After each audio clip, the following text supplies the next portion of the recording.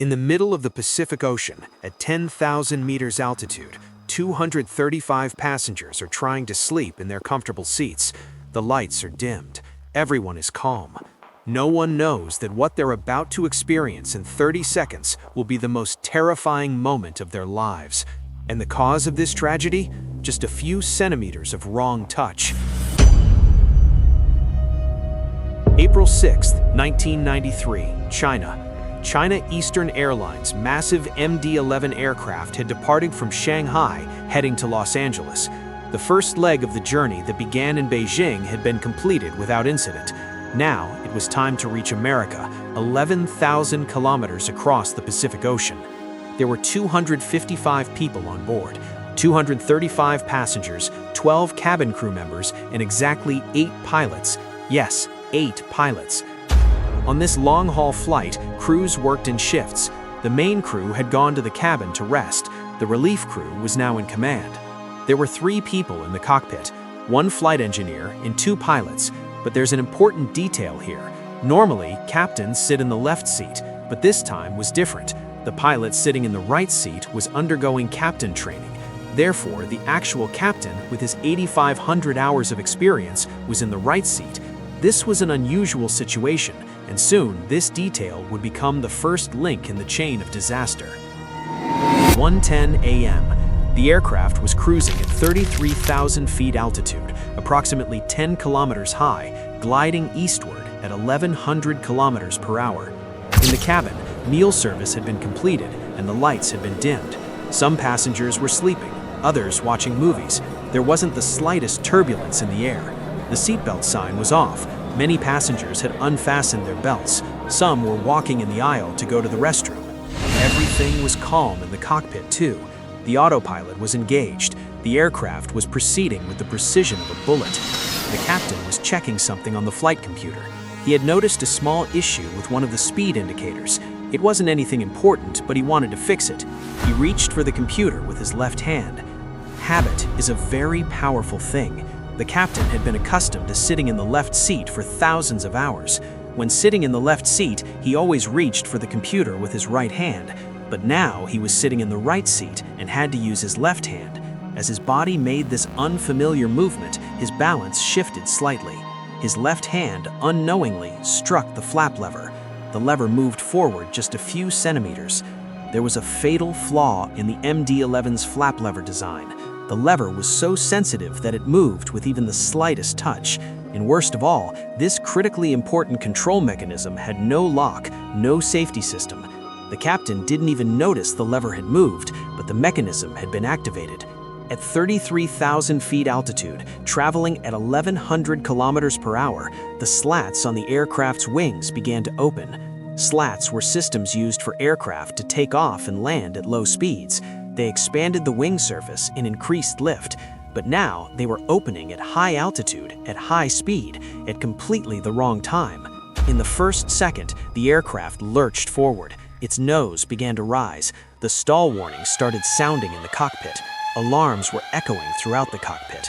The captain looked at the indicators. The slats were opening, but how? Who would open them? Reflexively, he pushed the slat lever back, but it was too late. There was a rule in the MD-11 system. Once the slats began to open, they had to complete their cycle. They couldn't be stopped halfway. The aircraft rapidly began losing control. The autopilot gave an alarm and disengaged. No one was controlling the aircraft. The captain, in panic, pushed the control column forward. He tried to lower the aircraft's nose. The aircraft first raised its nose upward, then suddenly went into a dive. In the cabin, no one was prepared. Passengers who had unbuckled their seatbelts suddenly shot up to the ceiling. It was as if gravity had disappeared. Their bodies hung suspended in the air. Then the aircraft changed direction and slammed them down. Their heads, arms crashed into seatbacks, the floor, each other. Bones broke, blood spilled, screams rose. Hell was literally breaking loose in the passenger cabin. But it was just beginning. In the cockpit, the captain pulled the control column back to level the aircraft. This time, the aircraft shot upward, and in the cabin, people were thrown again, this time slammed to the floor. The overhead bins burst open, their contents rained down. Suitcases, bags, belongings, all fell like missiles onto people. The aircraft was oscillating up and down. At such high altitudes as 33,000 feet, aircraft react extremely to even the slightest control input. With each movement the captain made, the aircraft shook more violently. The more he tried to control it, the worse it got. On the third oscillation, the captain pitched the aircraft's nose down 24 degrees. The aircraft lost 5,000 feet of altitude in seconds. Inside was a scene of carnage. Those who fell to the floor were crushed as others fell on top of them. Broken bones, flowing blood, screams. Cabin crew were desperately trying to hold on to anything.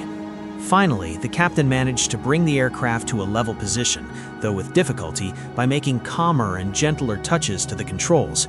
At 28,000 feet, the aircraft had entered level flight. All this chaos had lasted only 30 seconds, but those 30 seconds had changed the lives of 255 people forever. The high-speed alarm was sounding in the cockpit. During the dive, their speed had exceeded what it should have been. The captain quickly gave the aircraft altitude, climbed back to 33,000 feet and reduced their speed. He engaged the autopilot. The cabin was covered in blood. Passengers were lying on the floor, on seats, in the aisles. Broken arms, broken heads, broken ribs. Of the 235 passengers, 96 were lightly injured, 63 were seriously injured, and 2 people had lost their lives in the violent shaking. The pilot immediately contacted air traffic control. They reported that they had experienced severe turbulence and had many injured passengers. Since they were over the ocean, there was no nearby airport they could reach. Los Angeles was exactly 6,000 kilometers away. The pilots had been caught in an emergency in one of the worst possible places. The nearest location was Shemya Air Force Base, belonging to the U.S. Navy, at the far end of Alaska, on an island near Siberia, a desolate military base. The pilot knew there was no other option and immediately headed for Shemya, but there was a problem. The aircraft was too heavy and not suitable for landing. They circled over the ocean, dumping fuel. Tons of fuel were poured into the sea. Shemya Air Force Base was one of the U.S. military's most secret facilities at that time. It was a remnant of the Cold War. It was used only for military operations. The U.S. initially thought this was an espionage operation because the airbase was used only for military operations, but they still prepared runway 28 over the sea for the emergency aircraft's landing. The pilots received the airfield's weather report. They were heading to an airfield they had never seen or landed on in their lives. All they had were coordinates. Landing gear deployed, flaps positioned. The aircraft descended, and the wheels touched the ground. They had finally managed to land. The soldiers waiting on the runway were shocked by what they saw when the aircraft doors opened. The interior looked like a war zone. Since the number of passengers was high, the island's medical facility would be insufficient. The injured passengers were transferred to be distributed to the nearest hospitals. Unfortunately, 2 passengers lost their lives due to the severity of the impact. Investigation teams examined the aircraft. The exterior structure was sound, but there was a malfunction in the cockpit voice recorder.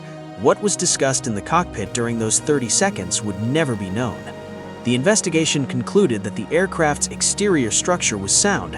However, the passenger cabin had suffered significant damage due to the violent shaking. It was determined that the cause of the accident was accidental activation of the flap lever. It was concluded that the flap lever had a major design flaw. This flaw had caused the captain to accidentally open the slats at high altitude. The aircraft, which had low stability, had entered into oscillation. As a result of the captain's aggressive interventions, passengers were thrown up and down, and some even lost their lives. Following the incident, MD-11 completely redesigned the flap lever. The company provided special training to its pilots on how to intervene in such upset situations at high altitude, that is, unwanted circumstances. The incident that occurred at very high altitude and resulted in the loss of 2 lives became one of the instructive incidents for aviation, in memory of the 2 people who lost their lives in the incident.